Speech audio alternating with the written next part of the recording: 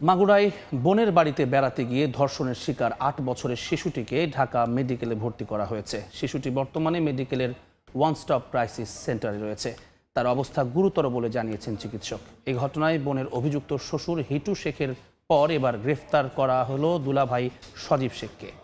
শ্রীপুর উপজেলার জারিয়া গ্রামে তৃতীয় শ্রেণীর ওই শিক্ষার্থী কয়েকদিন আগে সদরের নিজানান্দুয়াইল এলাকায় বোনের বাড়িতে বেড়াতে যায়। বৃহস্পতিবার রাতে তার বোনের শ্বশুর হিটু শেখ শিশুটিকে গলা চেপে ধর্ষণ করে। অচেতন অবস্থায় তাকে উদ্ধার করে প্রথমে মাগুরা জেনারেল হাসপাতালে ভর্তি করা হয়, পরে নেওয়া হয় ফরিদপুর মেডিকেলে। অবস্থা গুরুতর হওয়ায় রাতেই পাঠানো হয় ঢাকা মেডিকেলে। এদিকে অভিযুক্ত হিটু শেখের কঠোর শাস্তির দাবিতে থানার সামনে বিক্ষোভ করেন এলাকাবাসী।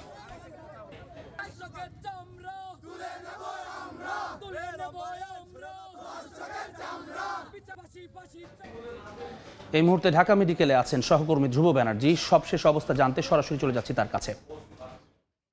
ধ্রুব, মাগুরায় ধর্ষণের শিকার ৮ বছরের শিশুটিকে এখন কিন্তু one stop service crisis centre থেকে পিআইসিইউতে নেওয়া হয়েছে।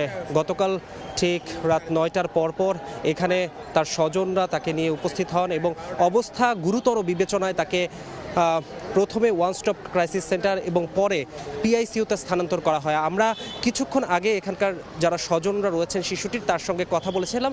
তারা আমাদেরকে যেটা জানিয়েছেন যে শিশুটির অবস্থা আগের থেকে চিকিৎসক বলেছেন তাদেরকে কিছুটা উন্নতি হয়েছে, তবে এখনও শিশুটির যে জ্ঞান ফেরার যে বিষয়টি রয়েছে এখন পর্যন্ত তার জ্ঞান ফেরেনি। এবং গতকাল রাতে যেটা তারা লক্ষ্য করছিলেন যে শিশুটির রক্তক্ষরণ হচ্ছিল, কিন্তু এখন সেই রক্তক্ষরণ কিছুটা কমলেও যেটা স্বজনরা বলছেন এখন তার অবস্থা আশঙ্কাজনকই আছে। তেমন কোনো উন্নতির ছাপ তার বর্তমানের যে অবস্থা সেটার মধ্যে কিন্তু পরিলক্ষিত হচ্ছে না।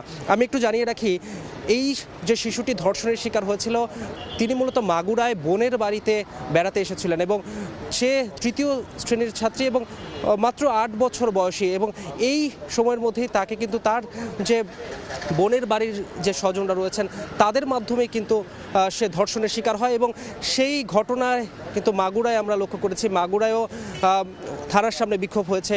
মাগুরার বিভিন্ন এলাকায় যারা এলাকাবাসী আছে তাদের সঙ্গেও কথা বলে আমাদের স্থানীয় প্রতিনিধি যেটা আমাদেরকে জানিয়েছেন যে সেখানেও তারা কিন্তু এই ঘটনার সুষ্ঠু তদন্ত এবং বিচারের দাবি জানিয়েছেন।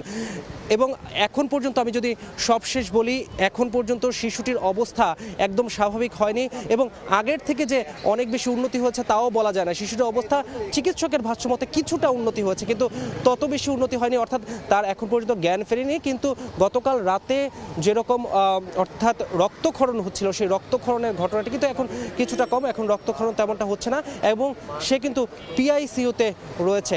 আমরা গতকাল রাত থেকে এখানে তারা কিন্তু বলছিলেন যে হাসপাতালের পক্ষ থেকে অর্থাৎ ঢাকা মেডিকেল কলেজের পক্ষ থেকে তারা যথেষ্ট এখান থেকে সুযোগ সুবিধা যতটুকু পাওয়ার ততটুকু পাচ্ছেন, তবে তারা আরও দ্রুত চিকিৎসার ব্যবস্থা যাতে তার উন্নত চিকিৎসা তাকে দেওয়া যায় সেই ব্যবস্থায় তারা করছেন বলে আমাদেরকে জানিয়েছেন। এই ছিল ঢাকা মেডিকেল কলেজ থেকে আমার কাছে সর্বশেষ।